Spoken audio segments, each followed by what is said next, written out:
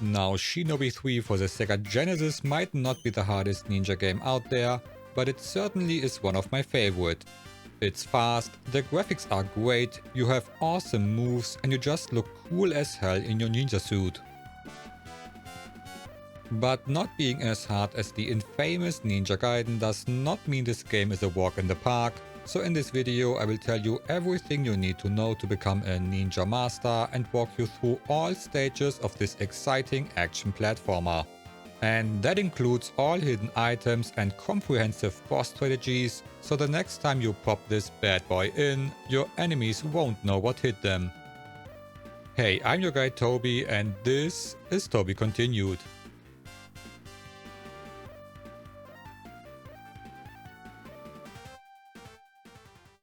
If you want to play this game, you don't have to get a Genesis because it is included in the SEGA Game Collection on the Nintendo Switch online subscription.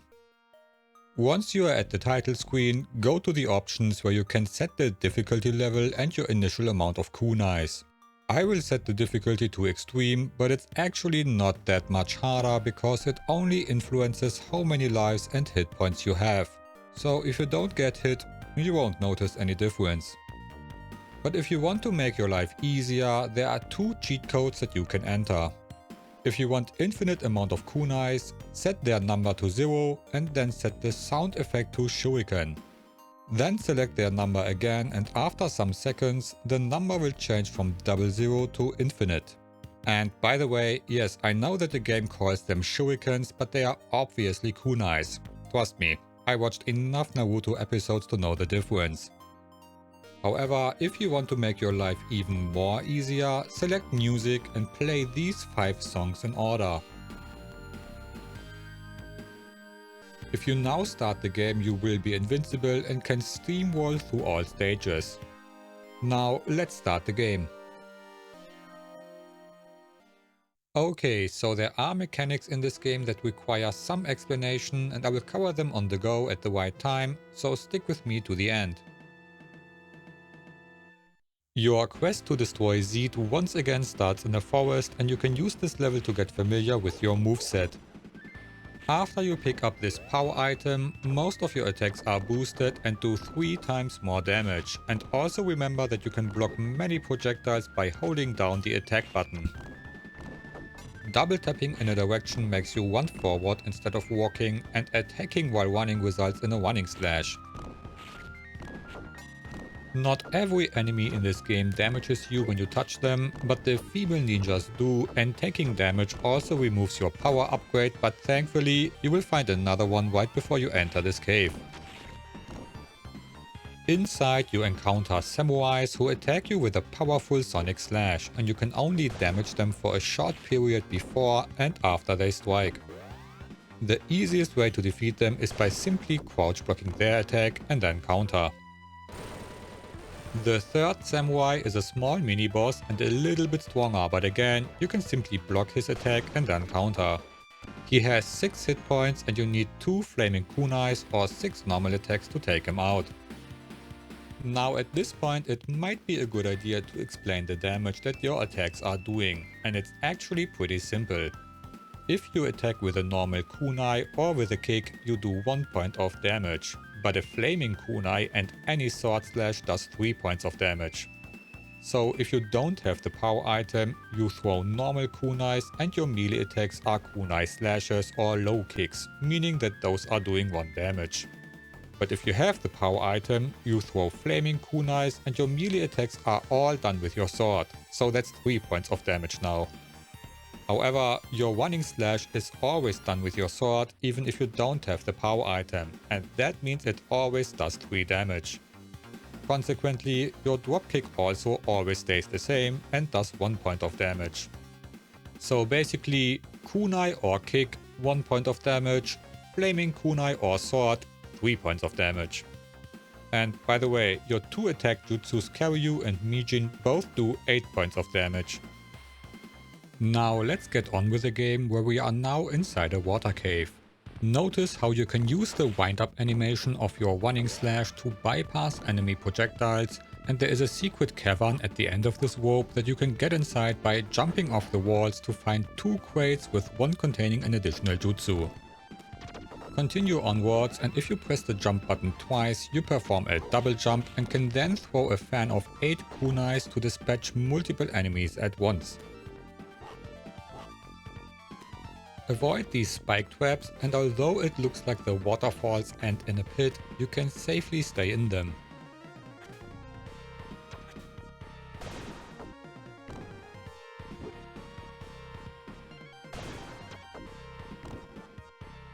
Use your wall jump to get over the next wall, drop down into the water and continue onwards. The spike traps are now getting crafty and try to trick you by hiding under the water or baiting you with a juicy crate, so don't fall for it. This crate contains a bomb though, so just leave it there, and also notice that the waterfalls are now really falling into a pit, so you have to jump over them. If you have the courage, you can double jump over the big pit without using the rope, but don't forget the hidden cavern at the end with 1 additional life. You are now at the end of the stage and it's finally boss time. A quick way to deal with the 4-armed samurai is to use the running slash, because if you time it right, you get close enough for the boss to drop his guard before you perform the slash. He always follows this up with a charge attack however, so be prepared and jump over him. Now, because the boss has exactly 12 hit points, you need 4 running slashes to defeat him. But there's also no reason to save your jutsu charges between rounds, because you are always set back to 1 jutsu for the next level anyways.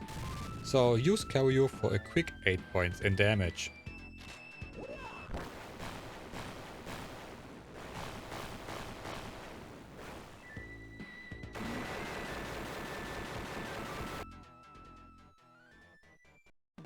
After defeating a boss, you get additional bonus points for certain accomplishments. The Shinobi bonus awards you with 30,000 points if you finish a complete level without using any kunai, whereas the no ninjutsu bonus gives you an additional 5,000 points for not using a jutsu.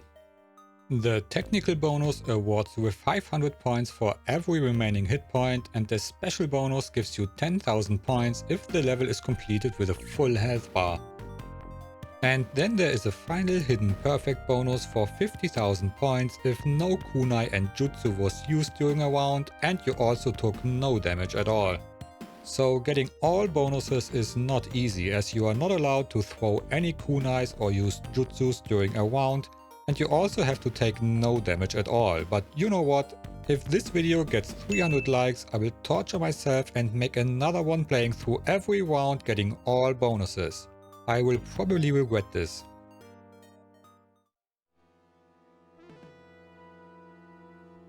Okay, time to move to round 2. Secret entry. And it looks like we are entering some kind of complex, but before that, we are on a horse. Yep, this game has some high-speed action sequences, and riding a horse is one of them. Now, I don't know about you guys, but I don't dig the idea of ninjas on a horse. Horses are for samurais, and samurais suck in this game. I mean, even the enemy ninja in the background are running faster. But don't worry, we will later have another high-speed sequence with a much more ninja-appropriate way of transportation. Anyway, after the enemies disappear in the background, it takes like 2 seconds for them to emerge in front of you, so you can easily dispatch them with your kunais. At certain points, a warning sign will indicate an approaching barricade which you have to jump over. Pay attention after the second barricade, because after some time there is an additional life high up in the air and you have to make a huge jump to get it.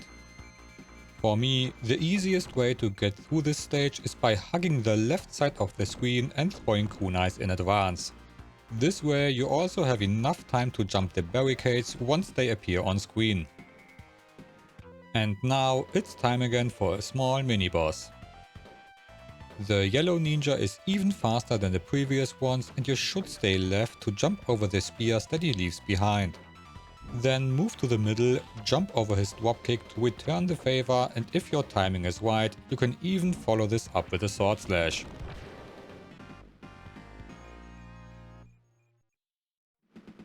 Now we are in the secret facility and remember that you can use the wind up animation of the running slash to avoid enemy projectiles. Double jump onto this platform to get some kunais and make a big jump to the left to find even more. But we are not done yet. Do one more double jump to reach another platform above you for, you guessed it, even more kunais. Move onwards, and because the enemies are attacking you up front, the dropkick is a good way to dispatch them from a safe angle.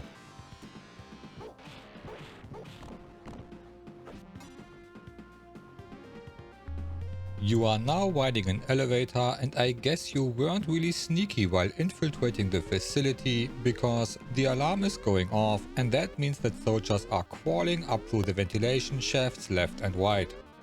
These soldiers are really having a bad time waiting all day in some tiny shafts just to get a kunai straight to the face. I think they need a raise. Anyway, since you have been discovered, I guess all cameras are pointing at you and your masked face is visible on a lot of monitors. So make sure you strike a cool pose for everyone to see. The elevator will reach a more open area and you can hold on to the horizontal steel beams, and now there are soldiers standing on approaching ledges on the left and right side. The ledges will soon become wider and block your way, so act quick and move to the appropriate side before you get crushed. If you are quick, you can even grab some extra items.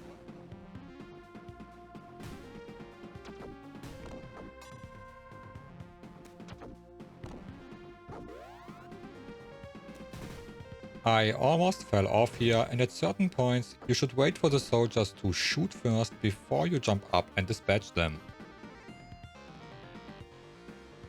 Make sure to grab this hard, and you need to perform a double jump to get onto the next platform, but wait until the soldier on top faces the other direction. Ride the elevator higher up and we are almost done here.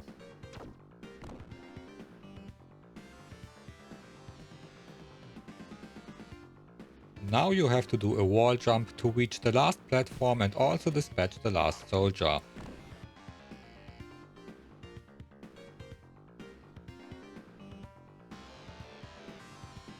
You are now entering a closed area, so strike another cool pose because it is now boss time.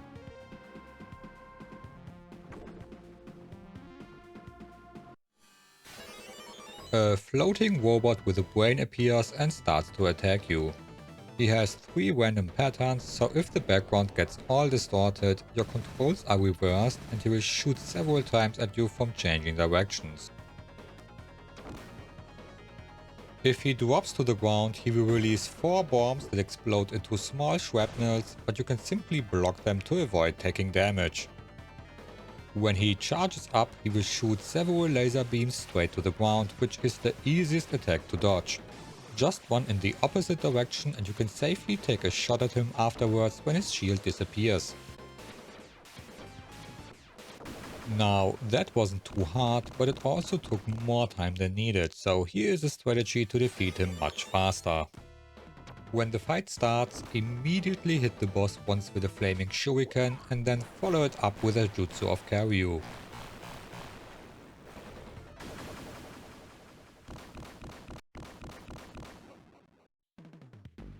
And that's it. The boss will instantly go down because he only has 11 hit points and we can move on to round 3.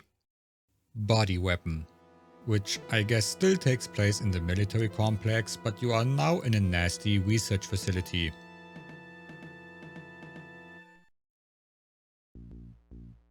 Here you have to fight off big brain flies and some kind of nuclear waste zombies. The brain flies are usually hanging on the ceiling and the waste zombies are emerging from the sludge below. They launch a wall of explosive goop at you, which you can block while you are crouching. The easiest way to get through is to take it slow and to preemptively dispatch the flies and zombies before they have a chance to attack you. After some time you will get off the green sludge, which means no more goop zombies, but I wonder what was inside those sample containers that clearly broke out. Jump up and cling onto the ceiling to reveal some more broken containers, but hang on a second before you jump over the next ceiling because there is an annoying brainfly lurking above you. If you move on, you will see what was originally inside the containers, and of course when you approach them, the brain monsters will break out and attack you. But they are easily dealt with one by one, as long as you don't rush straight into them. Don't be hasty and immediately jump into the brain monsters above you. Instead, move to the right and jump into the gap between them. Now you can again take them out one by one. You will see a crate next to you, but don't jump down from the right side because there are more brain monsters waiting below. Jump up to the crate you saw earlier, which is a full heal, and wait before you jump higher to get the other crate, because there is another brainfly lurking above.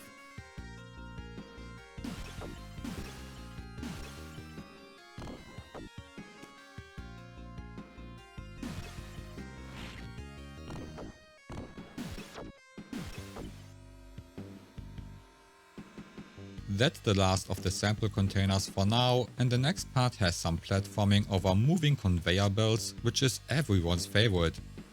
The green sludge from earlier is also back, but strangely the developers missed the opportunity to place more waste zombies in it and make the platforming even more annoying.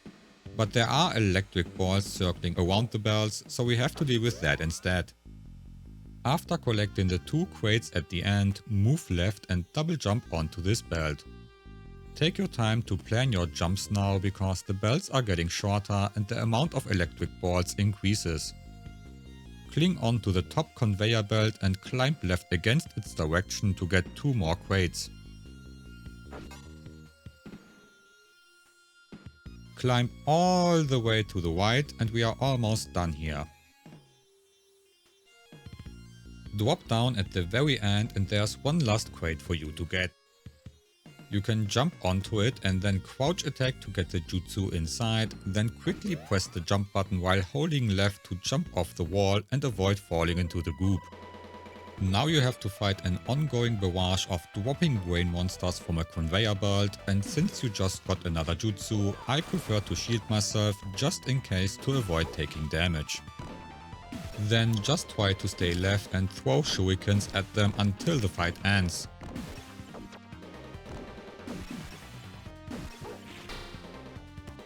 The goop is now drained and reveals a passage further down, which is probably the nicest place to be. Yep, perfect place for my next vacation. There is a huge monster in the background emerging from whatever garbage this is and trying to target you. Once it's locked on, it will shoot you with its huge laser mouth and the garbage slows you down when you sink into it. Consistently jump to avoid getting stuck in the sludge and dropkick onto the big insects which are trying to grab you. They will not damage you but hold you in place for the huge monster to get you in its sight. Once you are at this point, the monster disappears and you can jump up through the sludge to find some hidden crates with one containing an additional life. Then stand still and sink into the goop to get back down.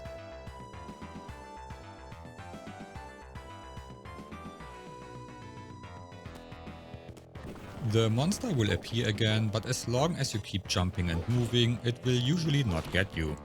You will soon have a chance to fight it up close.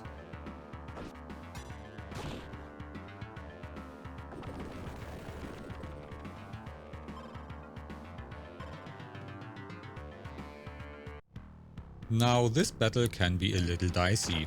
You need to hit the monstrosity straight in the eye, after which it tries to grab you with its hand, so be prepared to jump over it.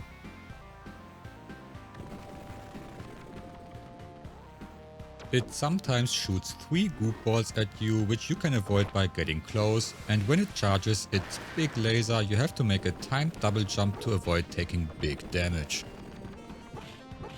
When it emerges from the ground, you can also rapidly dropkick its head, but this only does emotional damage and not physical. I'm not sure if the boss has 15 or 16 hit points, but once you hit it a couple of times you can try to finish it off with a jutsu, but be aware that you can only damage it when its eyes are open. Also, is it just me or does this monster, which by the way its official name is Hydra, although it doesn't really look like one, but does it not have some striking similarities to the God Warrior from Nausicaa, especially if you look at it from the front? I mean, both also have similar primary attacks, although we can be thankful that the mouse laser from Hydra is not nearly as potent as this one.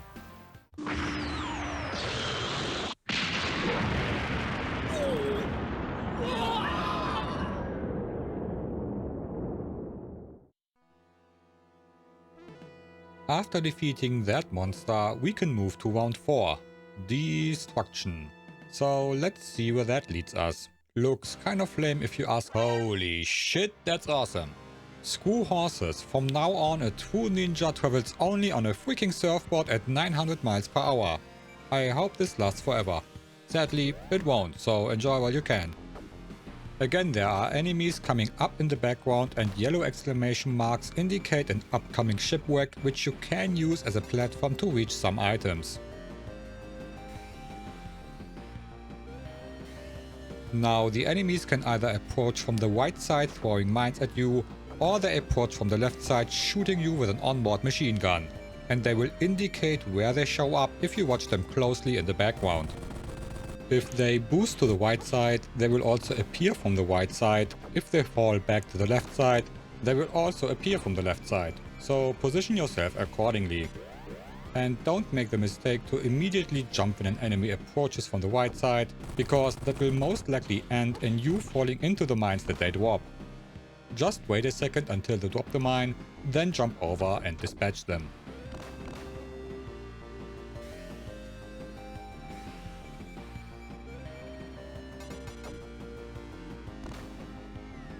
You can reach an additional life using the shipwreck that comes after you collected the heart, but you have to make a huge jump to get it, and now it's time for another mini-boss.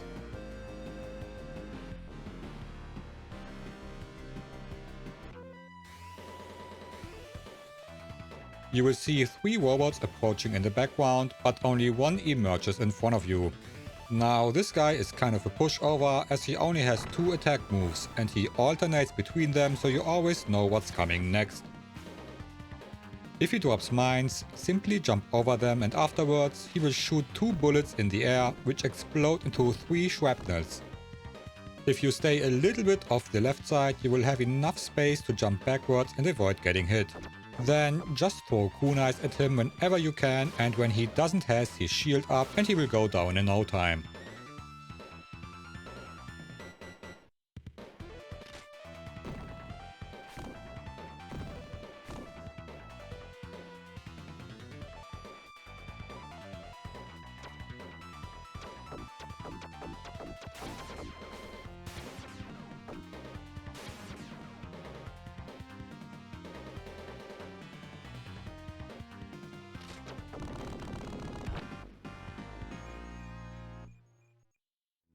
Now we are on solid ground again. Defeat the first enemy and jump over the big pipe, picking up the items behind. In the first part of this level you have to pass several oil tanks and can either do that on an upper or lower platform. I prefer to use the upper platform, but that's up to you, and you can also switch between them whenever you want. The floating ninjas have a flamethrower jutsu and 3 hit points, so if you still have the power item, they go down in 1 hit or 3 drop kicks for an additional coolness factor. Then there is a small heart after the 4th tank, and if you drop straight down at its position, you land between 2 enemies that you can quickly dispatch in a surprise ninja style. Jump up on this platform using the pipes and notice that you can also fall down here to reach the area below, leading to a dead end. But remember this for later. And now is one of the few times in the game at which using the Jutsu of Fushin for bigger jump heights is actually useful. If you use it at this location where you first meet one of the flying ninja, you can jump off the left pipe above you and reach 2 crates hanging around. Then climb over the pipes on your right side and dispatch all enemies with fans of kunais. Drop down between these pipes and you can repeat this trick to reach an additional life over you. Now it's possible to get all these items without using the Jutsu of Fushin, but then you need to backtrack on the smaller pipes, and I like to make use of this Jutsu whenever I can to save some time. Jump over the next platform, and the steam pipes can be annoying unless you realize that you can destroy them, making your life much easier. Then carefully jump over the floating crates, because if you fall down here, you instantly die and lose a life.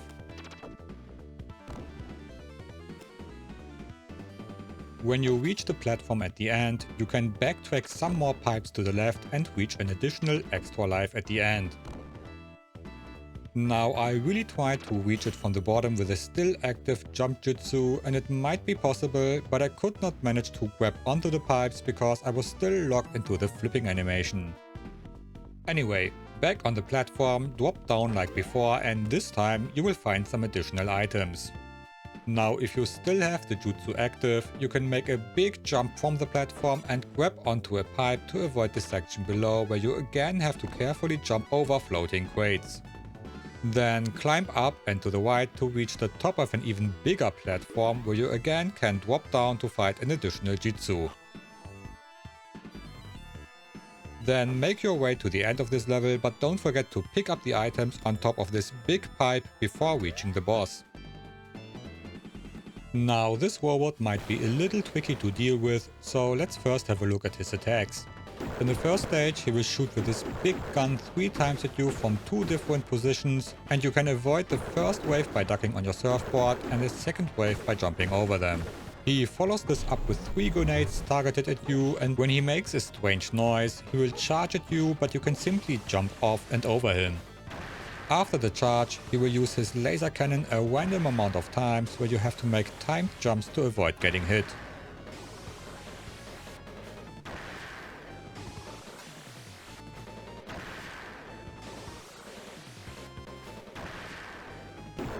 Then it's back to the gunshots, but after taking enough hits, he will lose his gun and reassemble for stage 2. This always starts by him using his smaller gun 3 times in a row, and then he uses the same grenades from stage 1.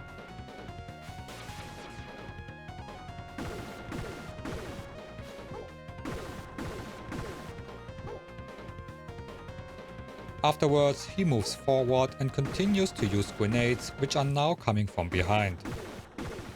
He then moves back into his starting position, dropping bombs on you, which are kind of random and sometimes you may not be able to avoid them. Finally, he charges his now unfocused laser cannon, and then it's back to using his gun. First you have to destroy his smaller gun and then also his shield, but be careful, after losing his gun he has a new technique where he throws his shield at you, which is tricky to avoid, and then he tries to mow you down with a machine gun barrage.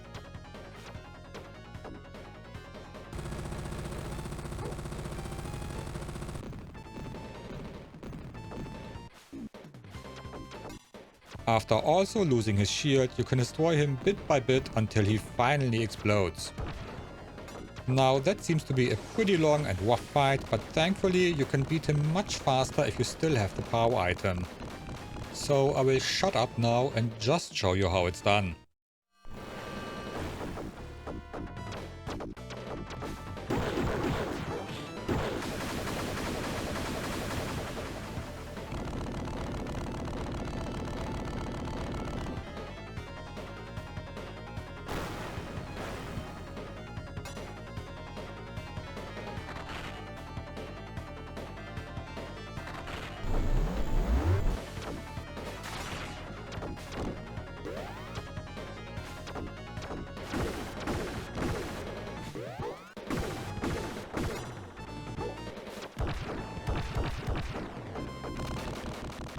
Yeah, it will probably not go that smooth the first time you try it, but rest assured, I also needed a significant amount of tries until I nailed this boss.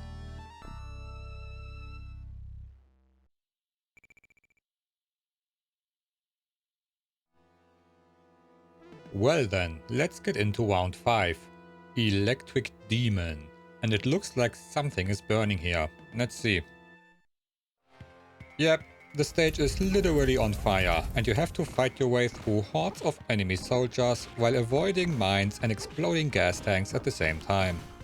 At times this might be overwhelming, but there are also lots of supplies sprinkled around this part to keep you going. Just take your time to move around the exploding parts of the map and block enemy shots whenever you can't finish them off quickly. And don't worry about any secret areas, this map is a straight path until you reach the end.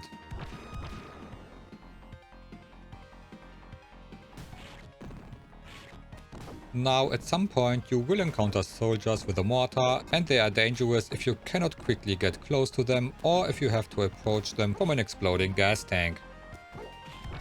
The timing in these situations is crucial to avoid getting hit by a mortar shell or getting blown up by a gas tank.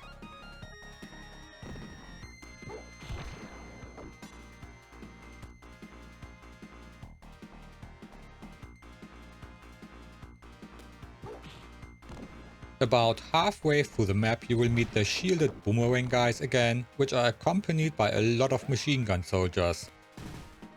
At this point, spamming the fan of kunais is a quick and easy way to break through and save you a lot of trouble. But be careful and pick up all the items in time that the kunais revealed so they are not wasted.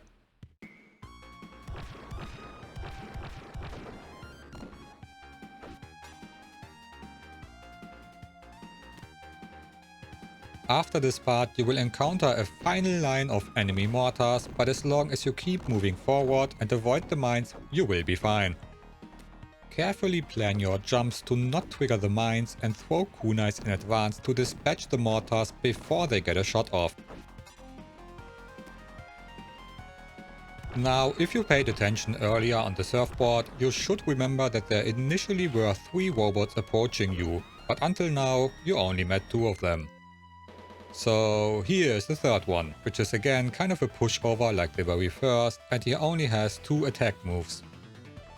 He will either charge at you a random amount of times from the left and right side, or he will shoot you with his gun, which you can simply block and then retaliate.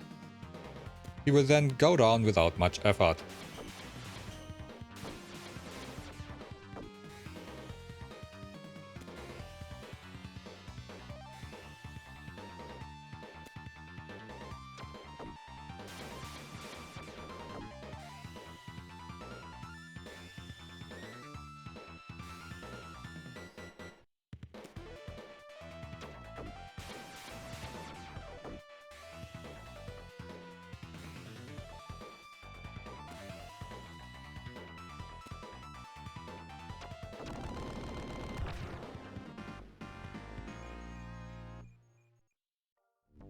Now we are inside a factory, and this place has a unique mechanic. So it's littered with bomb crates, and if you trigger them, they will explode and destroy the platforms that they are standing on in a chain reaction, revealing the areas behind. But sometimes they also reveal hidden areas like this one, but we first have to destroy another platform from the other side to get access to the secret items.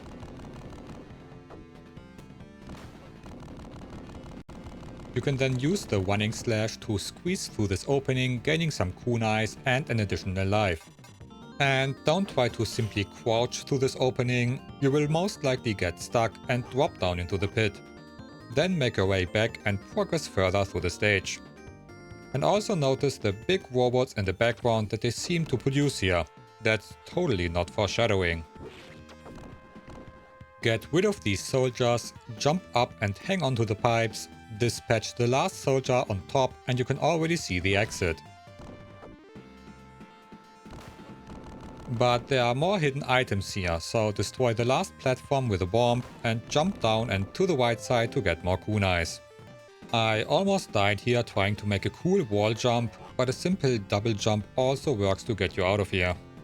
Now in this part you can decide whether you want to stay on ground level and move straight to the right side, or if you want to climb up and over a bunch of pipes and platforms. You will encounter way more enemies on the ground, so I like to be sneaky and always take the upper route. You will also get more items this way, and although this is more of an action platformer, it's also nice to play it like a stealth game from time to time.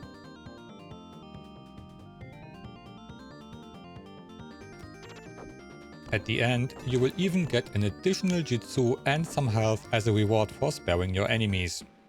But not that one though. In the next part, you have to move quick after triggering that bomb because it will destroy the floor below, and you can either use this elevator to take the normal path or you can use a small shortcut. So if you use the Jutsu of Fushin at this location, you can jump up onto a small platform, get your Jutsu charge back, and then jump higher onto the next platform, bypassing a small chunk of this map. Then take this moving platform to get over the huge pit.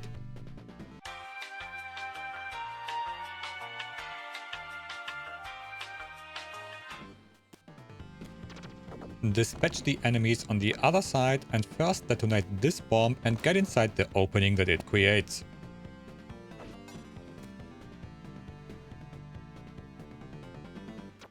There are not only more kunais to find, but you also have to detonate the bomb at the end to get access to the exit.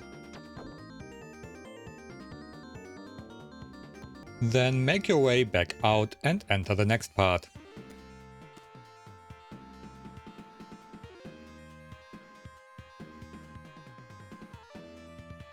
Here you have to climb up and make your way to the top, and your still active Jutsu of Fushin will make your ascension much easier.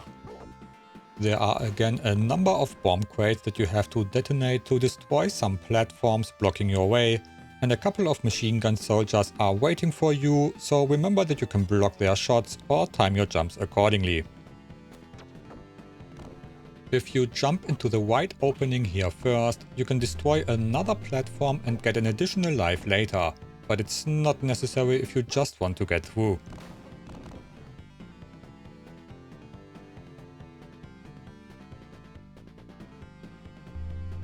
So take the left opening if you simply want to move on, and use the walls and pipes to ascend further up. And here's the additional life that I mentioned earlier. Now it's just a matter of time and a couple of machine gun soldiers and elevators until you finally reach the end of this round, and there's not really a whole lot to say. Take this elevator, jump to the platform on your left side when you can, be careful as it falls down, and then climb up using some more pipes and dispatch the last machine gun soldiers. And don't forget to pick up the power item and health before you reach the end.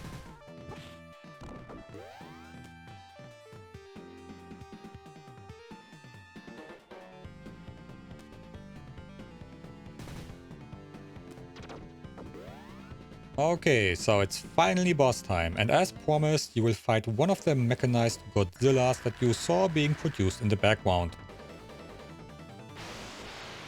Now, I suggest to immediately protect yourself with the Jutsu of Ikesushi, as it is kind of hard to avoid taking damage because of the debris that is falling down every time this monster moves.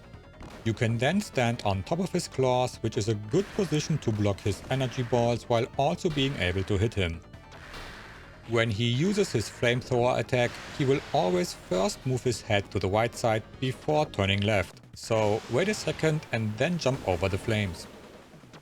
After taking some hits, his head will explode, but that's not the end of the fight, so keep attacking and block his attacks until he completely bursts into flames. So that's another round beaten, and we slowly approach the end of the game.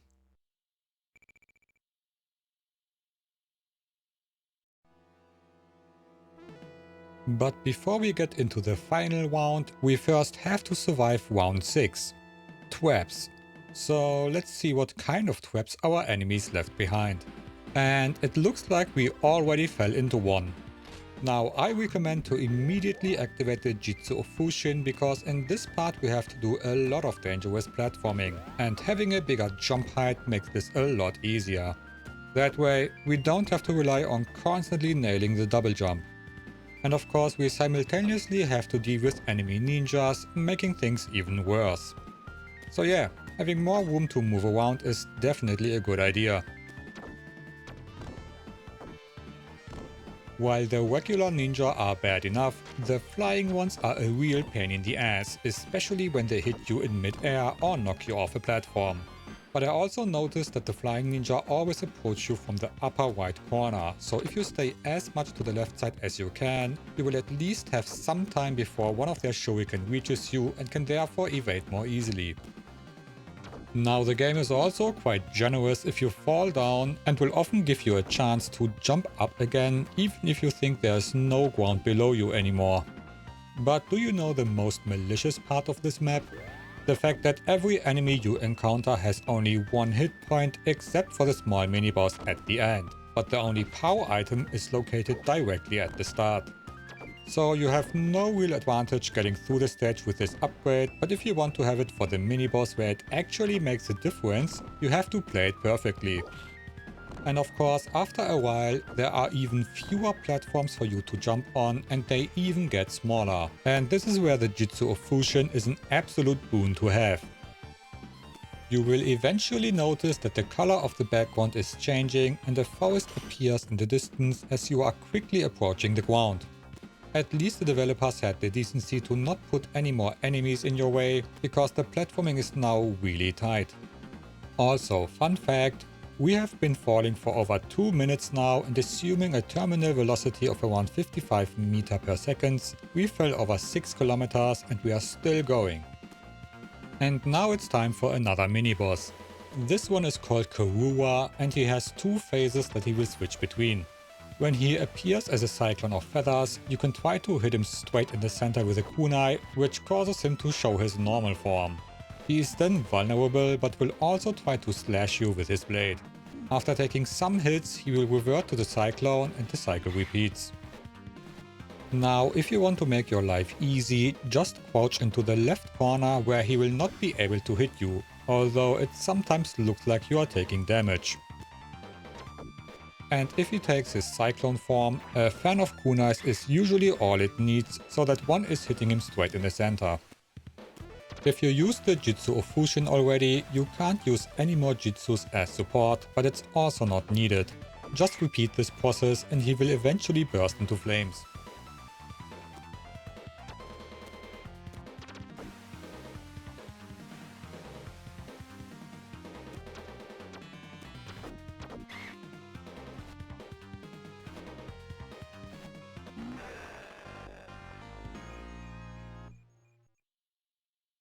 And now you are in the House of Mazes, and people who played the previous title Revenge of Shinobi might get a small heart attack, because this stage is similar to the Marine Stronghold with a lot of doors leading to different places.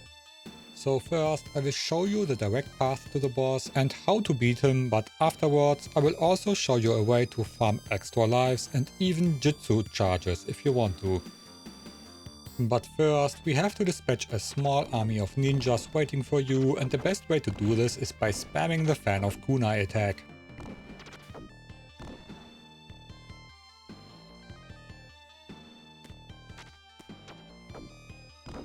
Jump onto these crates, but be careful not to destroy them while fighting the flying ninjas, because you have to use them as a platform to reach the top right corner of this room. If you accidentally destroy a crate, you have to take one of the doors below and try again.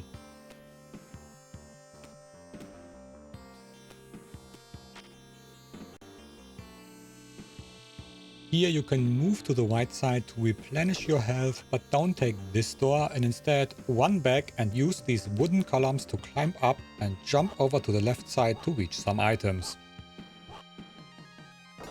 Jumping over the spikes on top is tricky, and you need to reach the white spot just below the spikes to safely jump over to the other side. And yeah, I messed up here, so I have to do it again.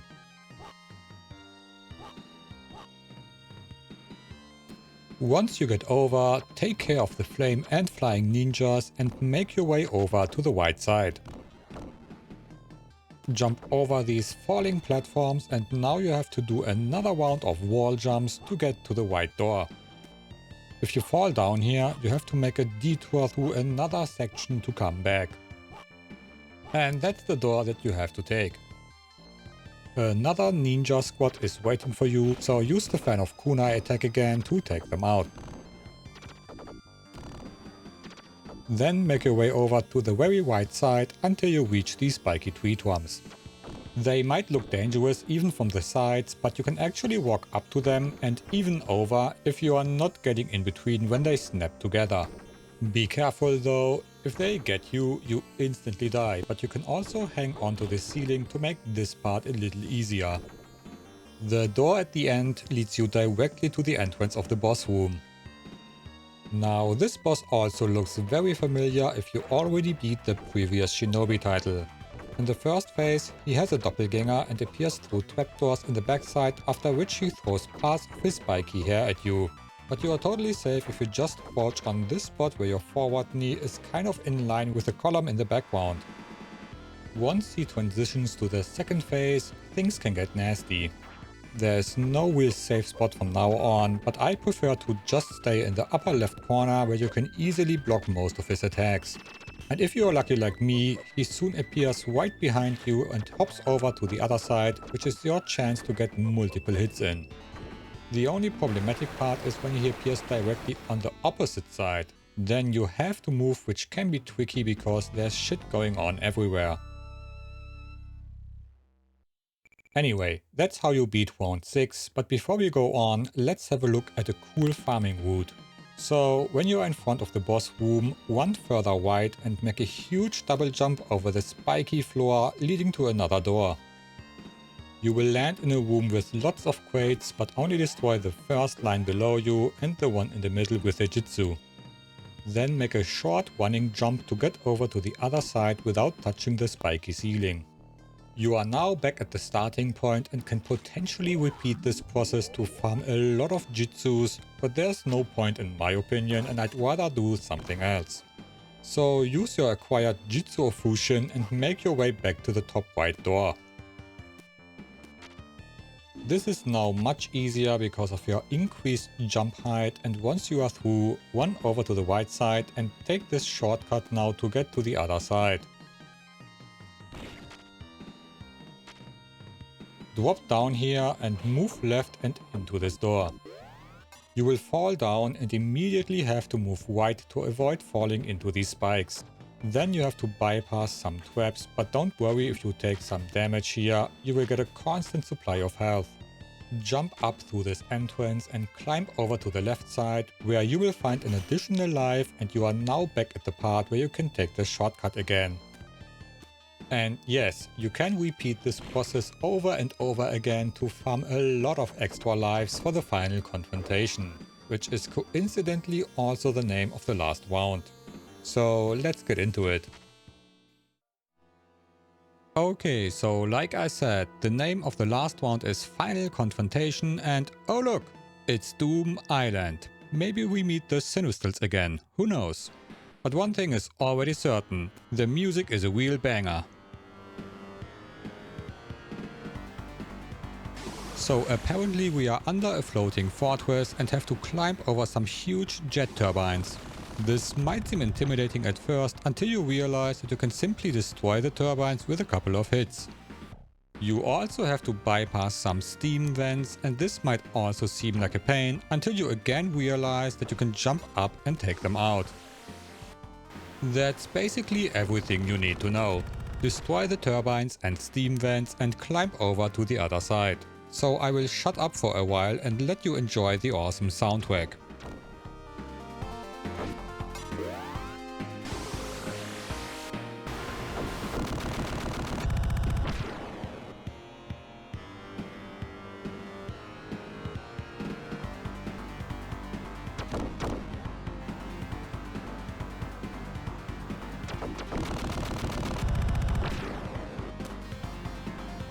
Now at this point, the engineers who designed the fortress had some doubts about the security of the steam vents, because now they decided to hang them a little higher so you can't simply reach and destroy them. And that means you really have to bypass these ones. Maybe next time they should also consider this for the turbines that keep the fortress afloat. And with that, we already reached the end of this part. Now we are on an elevator to reach the upper parts, and that first and foremost means one thing. So with that taken care of, we can now deal with the upcoming enemy drones and turrets. The turrets appear frequently on the left and right side, and the drones occasionally drop down. Now, I don't think that there is a clear pattern when the drones are dropping, and that sometimes leads to nasty situations where you have to deal with a significant number of drones and turrets at the same time. The best thing to remember is to not immediately jump up when some turrets appear, because that will most likely end in you falling right into their shots. Instead, wait until they shoot at you and then jump up to destroy them.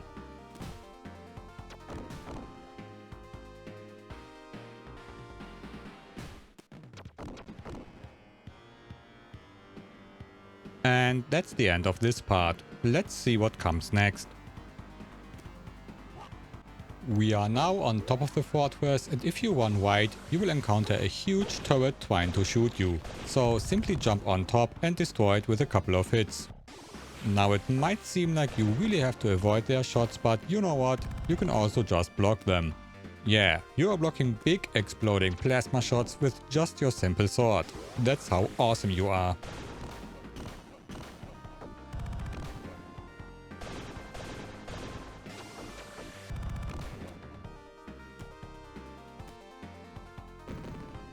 Afterwards, you will also encounter some kind of anti-air turrets shooting into the sky. But unlike the annoying mortars from earlier, these shots don't have a trajectory and are therefore much easier to avoid.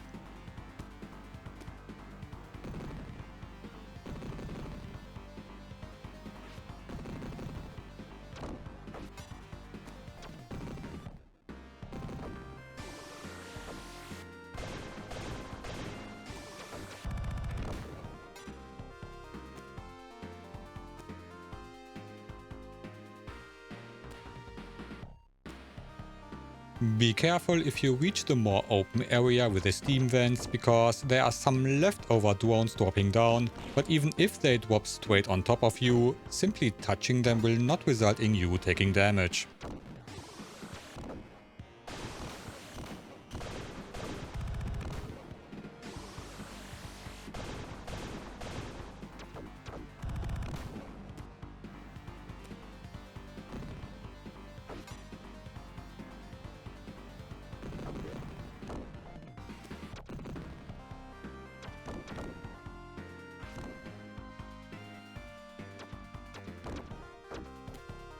And that's also this area taken care of. And if you get the feeling that this is way too easy, just wait for the next part. We are now inside the fortress, and this is where the fun begins. Here we are not facing any enemy, but that's also not needed because this is a deadly parkour, so I hope by now you've mastered the wall and double jump.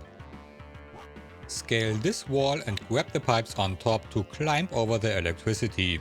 Drop down and immediately move forward, and at some points you have to first drop down a little and then jump off the wall to have the right trajectory and not bump into some obstacles. Here we are facing a similar situation as in the House of Mazes with the spiked columns that we have to wall jump over. But first, jump all the way up to reach some hidden items.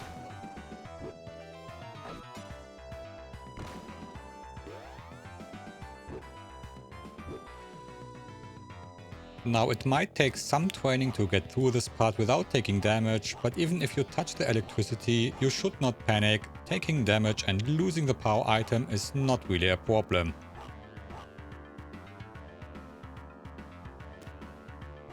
Continue onwards over the next wall until you reach a moving platform that you can take to quickly reach more items.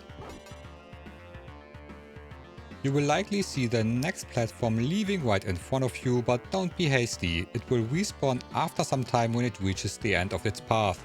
So use this moment and take a breather.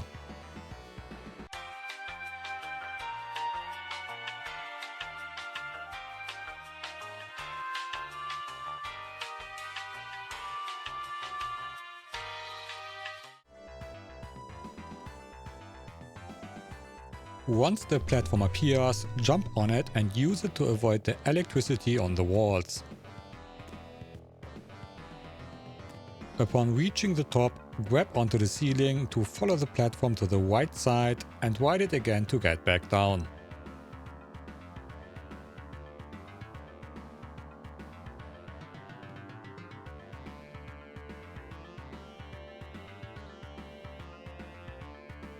And now comes the real nasty part. You have to make precise small jumps onto the blinking columns to avoid touching the ceiling, but the columns also retract when you stand on them, putting you on a timer. If you make a mistake here, you will most likely die. You can then get an extra life if you fall down this shaft and wall jump into the hidden coven.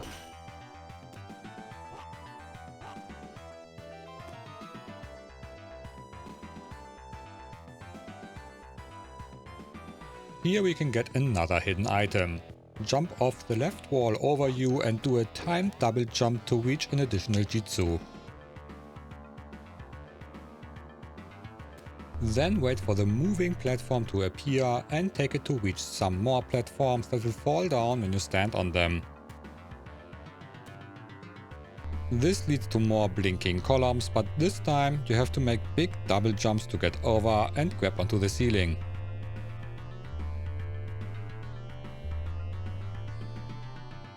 You can get another extra life left of you and then make your way over to the right side and take the next platform.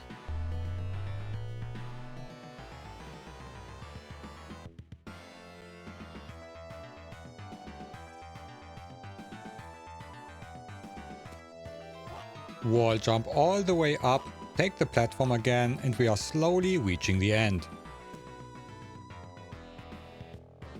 Here you have to jump up when the platform briefly disappears behind the electricity walls to avoid getting pulled into them. And if you want to replenish your health, throw some kunais to destroy the first crate with the bomb and then get the heart. Do a big jump to grab onto the pipes, retract the last blinking column to clear the way, and we are quickly approaching the last boss.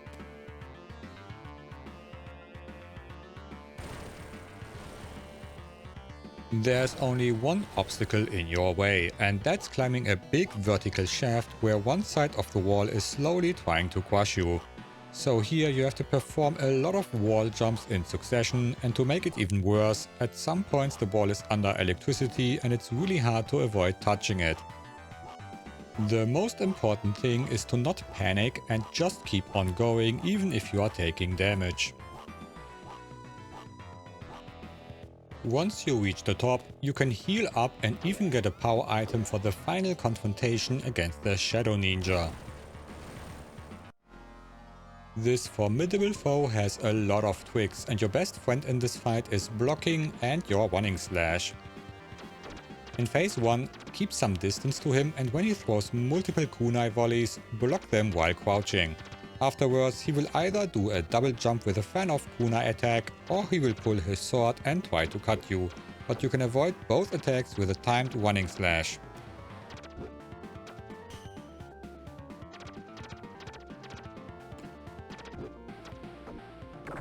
In phase 2, he will charge up and gain some additional tricks.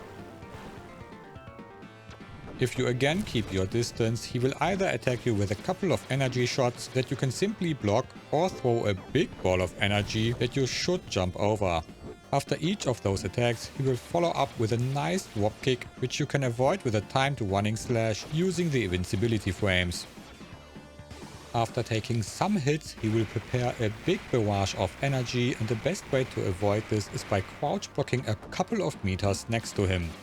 But it's not guaranteed that you won't take a hit. Then repeat the process over and over.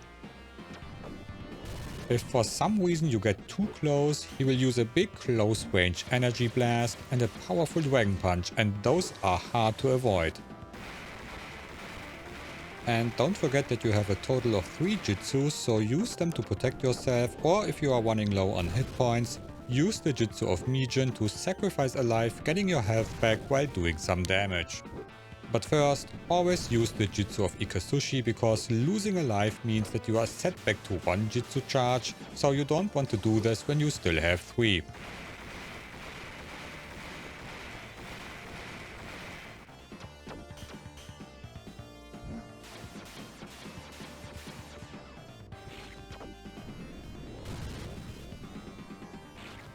Anyway, keep on pounding the boss, and when he wants to release his 4th energy barrage, he will instead explode and destroy the whole stage.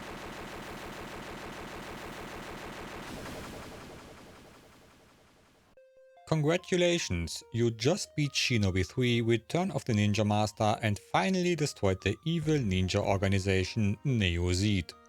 So now you can relax and watch the end scene. I hope this guide was able to help you out, and if it did, please leave a like and subscribe to my channel for more. Because you always have to remember that this is to be continued. Thanks for watching.